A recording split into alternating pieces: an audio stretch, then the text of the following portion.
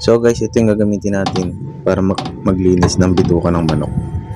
So first step natin, itusok natin yan dyan, then hilain lang natin papasok.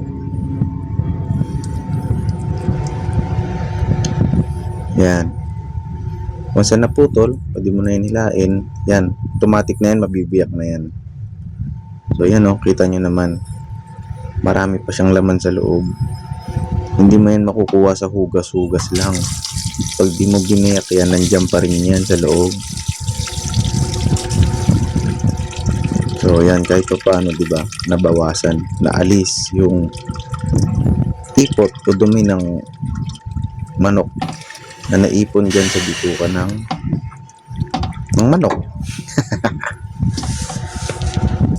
So yan guys, panoorin nyo lang hanggang matapos. Marami pa yan, may mga abang-abang dyan na tulad niya, no?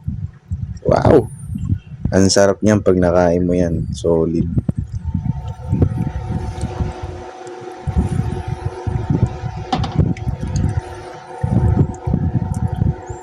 Mahaba to guys. Marami kayong makikita dito na ewan ko kung pandidirian nyo.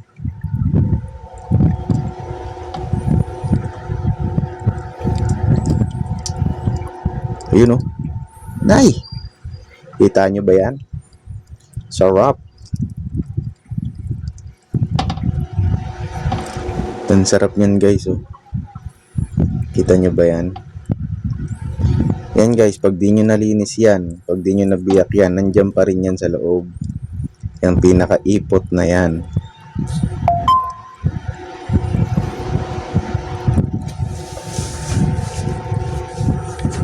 Sundan nyo lang guys, marami pa yan.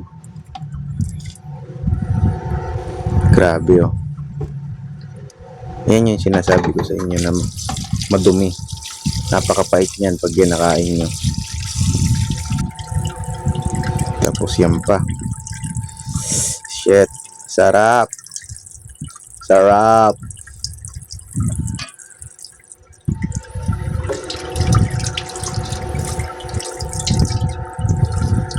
Ganyan lang maglinis niyan guys. Tapos yan, pag nabiyak mo na lahat yan. Yan. Yan, nakabiyak na yan. Lumutakin mo sa asin. Pag nalumutak mo na yan sa asin,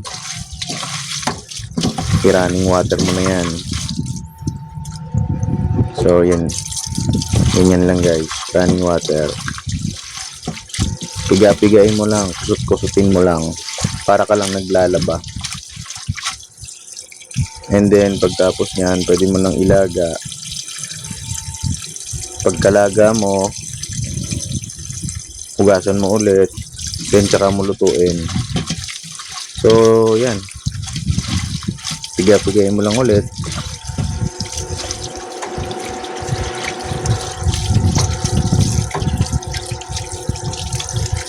Diba guys, kahit pa paano nalinis natin yung pinakabitukan ng manok.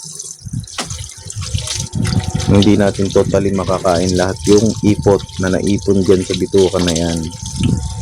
Oo, masarap yun dati. Pero ngayon hindi ko na kaya.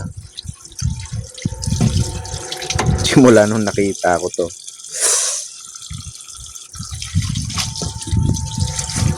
So ayan guys, hugasan nyo lang.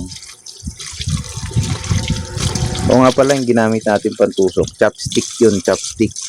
Kung mahilig kayo sa sangyup, yan, kunin nyo yung chopstick, iuwi nyo para kung mahilig kayo magluto na itong bituka ng manok, may magagamit kayo pang tusok.